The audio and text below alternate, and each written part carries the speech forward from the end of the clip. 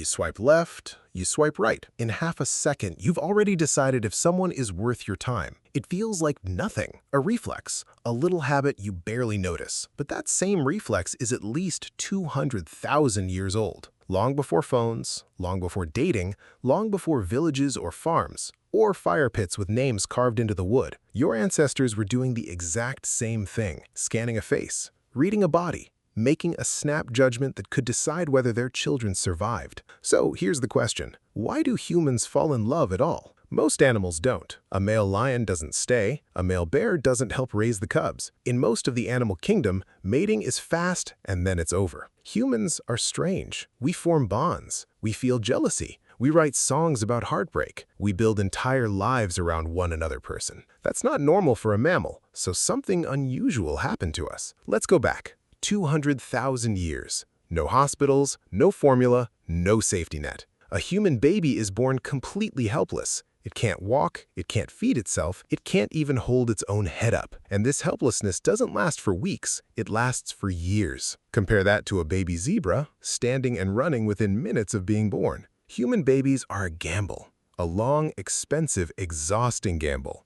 And a mother alone, in a world full of predators and food shortages, could not always win that gamble by herself. Scientists call this the burden of ultracoely, a fancy term for a simple problem. Our brains got bigger. Bigger brains needed bigger skulls, but a woman's pelvis could only stretch so wide before childbirth became impossible. So, evolution found a workaround. Push the baby out early. Let the brain keep growing outside the womb instead of inside it. The trade-off is a newborn that is essentially unfinished, defenseless for years, not days. And that unfinished baby needed to be fed, carried, and protected for far longer than any mother could manage alone while also gathering her own food. She needed help, someone to bring meat back to camp, someone to protect the fire, someone to watch the baby while she gathered food. Some researchers argue this help didn't come from a partner alone, but from grandmothers, sisters, and the wider group too. But a committed partner, one who wasn't going anywhere, was often the most reliable source of all. This is the moment love starts to make sense,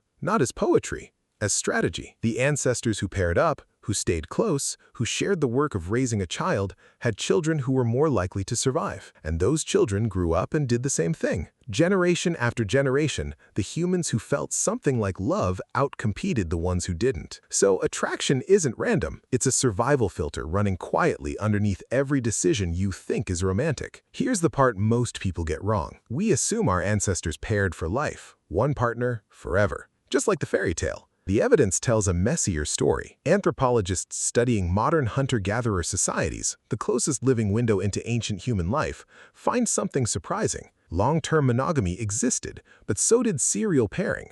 So did short-term relationships. So did, in some groups, multiple partners at once. There wasn't one single rulebook. There were different strategies, and different strategies worked in different conditions. When resources were scarce, tight pair bonds made sense. 2 parents, shared work, better odds. When resources were abundant, or a woman had strong support from her wider family, other arrangements could work just as well. There's even skeletal evidence hinting at this variety.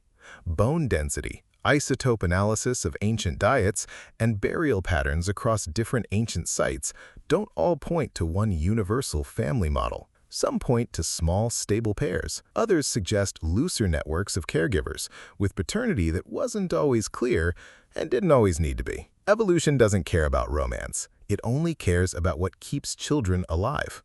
And it turns out more than one strategy could do that job. Now here's the trait almost nobody expects. Ask someone what ancient humans looked for in a mate, and they'll usually say strength or beauty or youth. Those mattered, but researchers studying mate preferences across cultures keep finding one quality rising to the top again and again: reliability. Not the most impressive partner, the most dependable one. Someone who would still be there in 6 months. Someone who would actually share food instead of just promising to. Someone whose word matched their actions. In a world with no safety net, unpredictability could get your children killed. A partner who vanished when things got hard wasn't just disappointing, they were dangerous. So the brain evolved to notice small, boring signals. Consistency. Follow-through. Effort that didn't stop after the chase was over. This is also why first impressions run deeper than most people realize. A face that looks symmetrical, a voice that sounds calm, a laugh that seems easy. These aren't just aesthetic preferences. Researchers argue they once doubled as health signals. Symmetry can hint at strong development and fewer genetic problems. A steady voice can hint at confidence and low stress. None of it was conscious. Nobody in a hunter-gatherer camp was running the numbers. The attraction just happened, and the humans who felt it in the right direction left more descendants behind. Which is exactly why, thousands of centuries later, he texted back, or she remembered what I said, can still feel like it matters this much. It's the same ancient detector, just running on new hardware. This also explains something that looks irrational on the surface: jealousy. Jealousy feels ugly, primitive, something we're supposed to grow out of. But jealousy has a job. If a partner's loyalty determined whether your children got fed and protected, then any sign that loyalty might shift wasn't a small thing. It was a threat to survival itself. The people who felt nothing when a partner's attention wandered were less likely to act, less likely to hold the relationship together, less likely to keep that support system intact. So jealousy stuck around, not because it's pleasant, because it once did a job that mattered. Even gift-giving traces back to this same machinery. A hunter who shared his kill wasn't just being kind, he was broadcasting a signal: I can provide.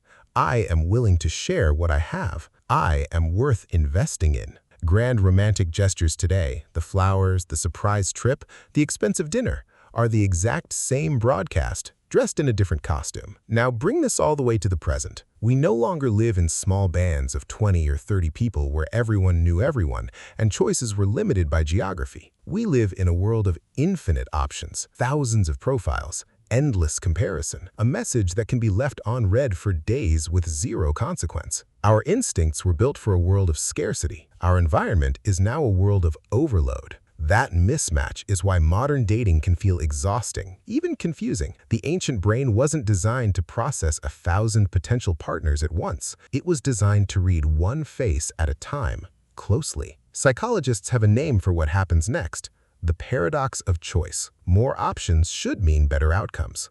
Instead, too many options can make every choice feel worse because there's always another profile, always someone theoretically better one swipe away. Your ancestors never had that problem. In a group of 30 people, the pool of potential partners was small, and the cost of walking away from a good one was high. Today, walking away costs almost nothing. So the same brain that once rewarded commitment now gets pulled toward comparison instead. So when you feel that instant pull or that instant red flag, when you swipe, when you notice reliability, when jealousy flares up over something small, you're not being irrational. You're running software that is 200,000 years old in an environment it was never built for. Love feels personal. It feels like it's just about you and just about them. But underneath it, there's a much older story running. A story about survival, about helpless babies who needed 2 protectors instead of 1, about ancestors who learned generation after generation